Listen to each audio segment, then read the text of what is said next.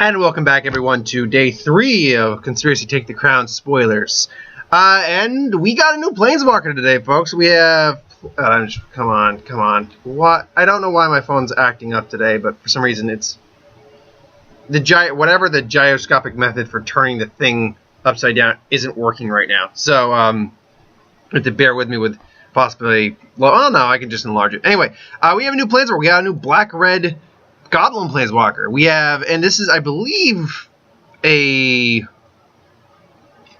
new version of a old Planeswalker from Commander, Daretti Ingenious Iconocast. One generic, one generic, one black, one red Goblin Planeswalker, Planeswalker Daretti. Just 1 second. I'm going to just show you his. There he is. Look at him. Look at him. Sorry about the reflection. Hey, you can see Domino back here. Wait, there we go. That's better. Yeah, there he is.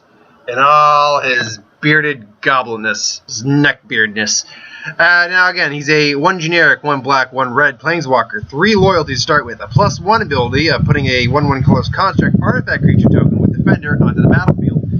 A -1 ability, you may sacrifice an artifact. If you do, destroy target artifact creature. So both the +1 and the -1 go very well hand in hand together.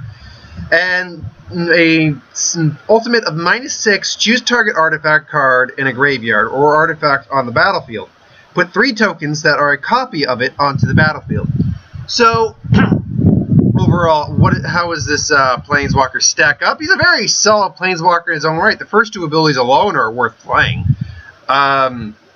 The beauty is that despite the fact that he's designed, as I think Rosewater put it in Blogger Talk this week, designed for conspiracy is designed for conspiracy. That being said, you could easily use him in a in a like a black-red artifact, black-red other color artifact deck, or you could just use him in a black-red deck in general. I mean, the first 2 abilities alone are worth playing alone. You don't need to play him for his ultimate. So he's a very solid Planeswalker, cheap to play. You can get him out in turn, well, if you got Mana Acceleration, you can probably get him out in turn 2.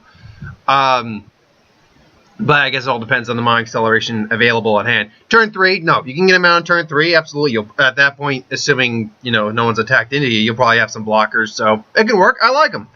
I'm not big on black cards, but black in combination with another color are... Ooh, sorry, sorry. Clean off my camera. Are cool to play with. I'll actually do a video at some point of my top 10 favorite dual color combinations to use. And that's what I get for not holding on to it. Next, though, we have another reprint. Phyrexian. By the way, apparently, what was it? Desertion? The blue card? Yeah, Desertion is a reprint that I was not aware of. But, so, whatever. Still a good card. Phyrexian Arena is reprinted. We all know what Phyrexian Arena does, but for those of you new kids on the block who aren't quite aware of it, it is a 1 generic, 2 black enchantment. At the beginning of your upkeep, you draw a card, you lose a life. Now, you might not think losing a life is good, but trust me, back in the day, for those of us who played back in the day, I wasn't, but I know for a fact that for a lot of people, Phyrexian Arena is the shit.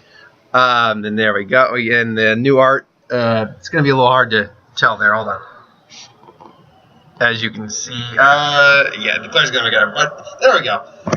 Essentially, it's a Phyrexian, but it's Koth there, fighting the good fight, about to take on the Phyrexian whatever.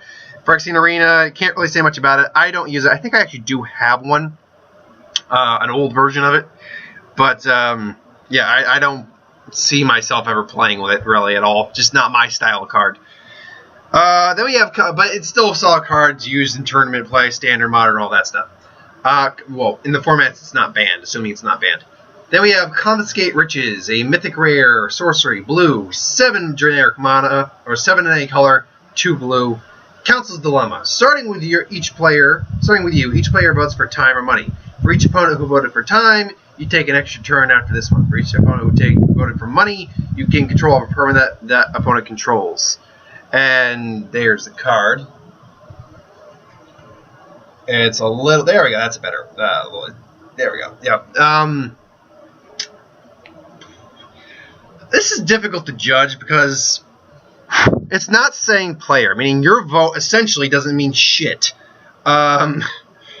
So why does, in fact, yeah, what? Starting with you, why are you included in this vote if it's just for your opponent? That I don't get.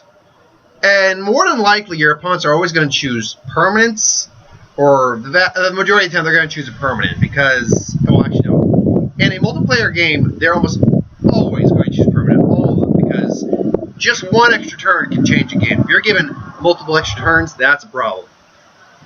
But then, of course, you use the instant that says you choose how players vote this turn, then you can make something of it and then screw with their day. That being said, it's 9 mana. That's pushing it a little bit. That's not pushing. That's near unplayable in most formats, or not commander formats, because that's where this card's going to usually shine as commander.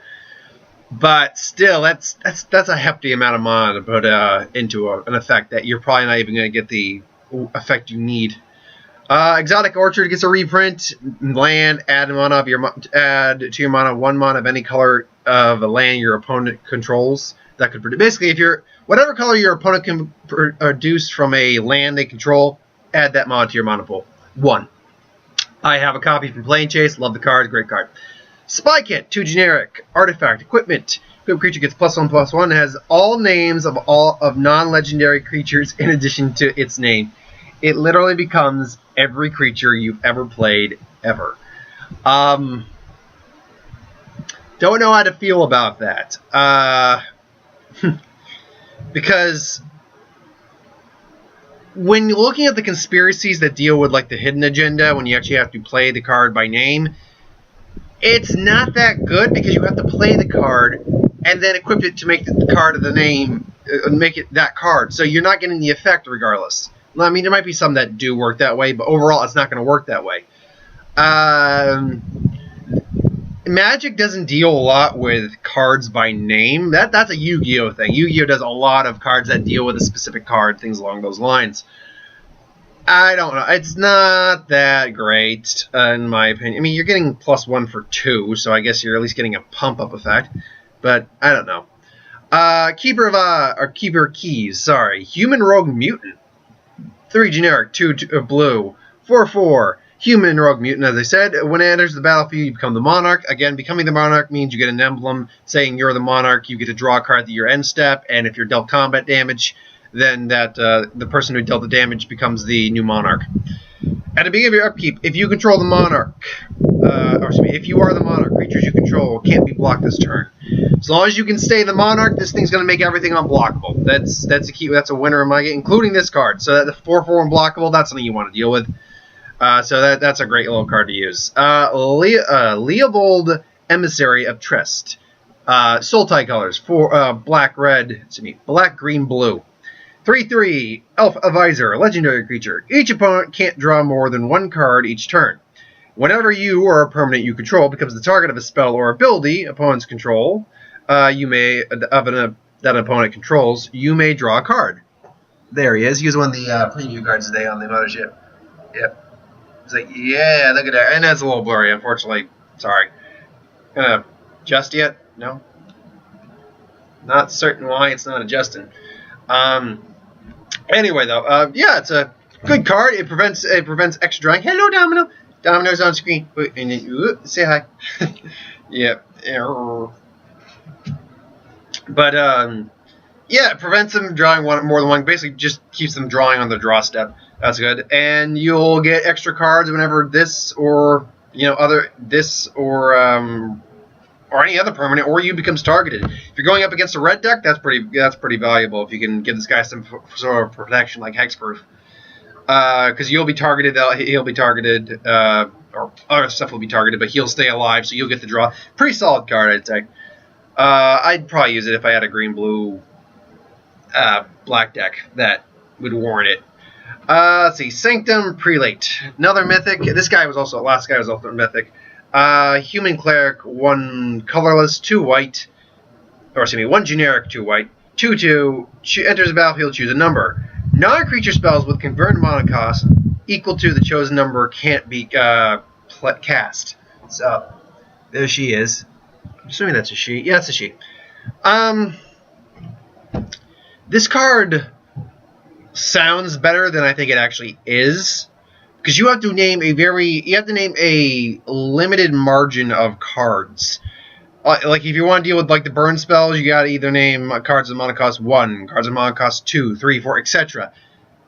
Now it's not a legendary creature, so you could have multiple of them, and then name multiple casting costs for your opponent, and then you might get something out of that. But it's a complete crapshoot otherwise.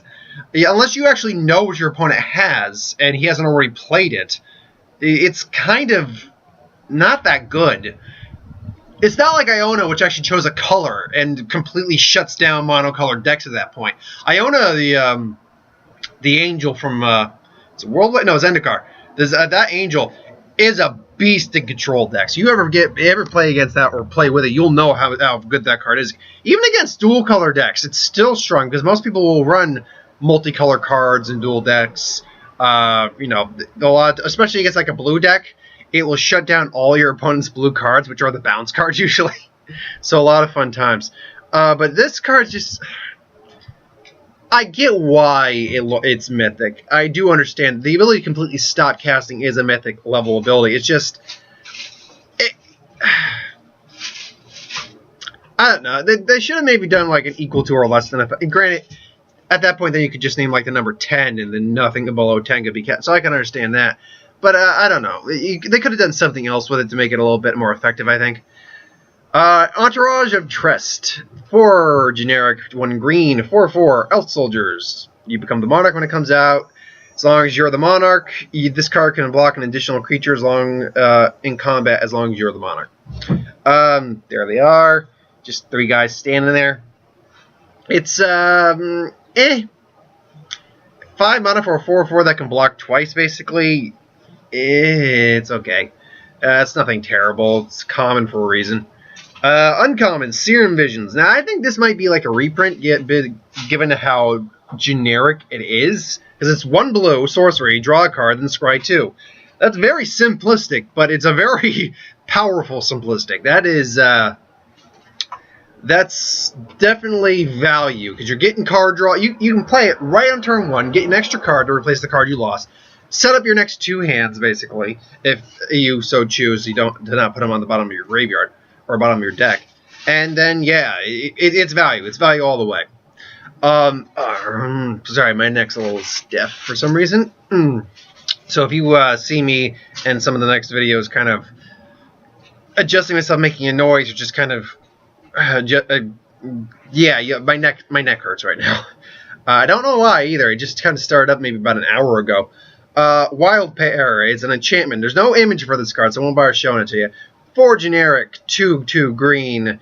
2 green. Whenever a creature enters the battlefield, if you cast it from your hand, you may search your library for a creature with the same total power and toughness and put it into your the battlefield. If you do, shuffle the library.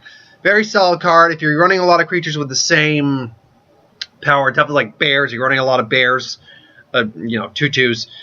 1/1s, 3/3s. As long as you're running a lot of creatures that have the same power and toughness, it's actually a very decent card. Lastly, we have Burgeoning.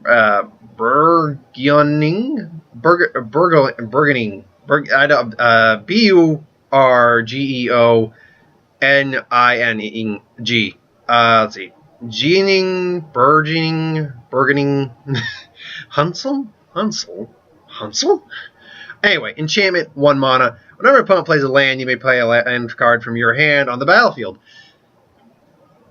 You're gonna use up that ability fast, but it's a very potent ability early game because you can play that turn 1, play your land, have like 2 other lands in your hand, and wait for your opponent to just cast their lands because they need to cast lands, and be like, okay, I'll get another land. Oh wait, I drew another land. I got 3 land, and there's your turn 2. Get your turn 2. Get your Daretti out on the battlefield. Excuse me 1 second. There we go. Just adjusting. So yeah, you can get what, like 2-3 land out in turn 2. Yeah, that's a pretty good card early game. Commander. Can you imagine, given how much land actually goes through Commander games? Just boom, boom, boom, boom. Oh my God, I got 14 land in turn 2. How did this happen? You'd need to play a lot of people for that to happen, but you can, let's see, actually, I'm going to think of the mechanics behind that. Turn 1, you'd have a land to play that, then let's see, for it, you'd have 14 land on turn 2. 1, 2, 3, 4. You wouldn't be able to have 40. You wouldn't have that many cards in your hand. But you gave 14 land on turn 4. That sounds reasonable, I think. Especially if you got like a lot of search going on. Point being, good card, solid card. At least early in the game. Later in the game, it's going to be a little whatever.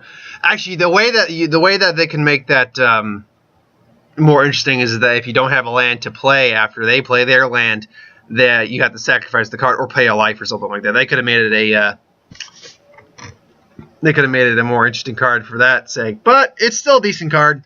Well, decent card. It's actually a really good card. Same with the Serum Visions, very good card. So Wild Pair's decent. It's a little expensive though. Other than that, though, thanks for watching. I hope you enjoyed. Like, comment, share, subscribe. As always, if you want us to review something, put in the comments below. Let us know. We'll do a review of it at some point. Be back in a little bit with my Who Would Win for the week. This week's Who Would Win is brought to you by Carlos Blanco, I believe his name is. He suggested this several times, and it was hoping I would get to it. I'm getting to it. Is Danny Phantom versus Pac-Man. You heard that right. We'll be back in a little bit with Who Would Win.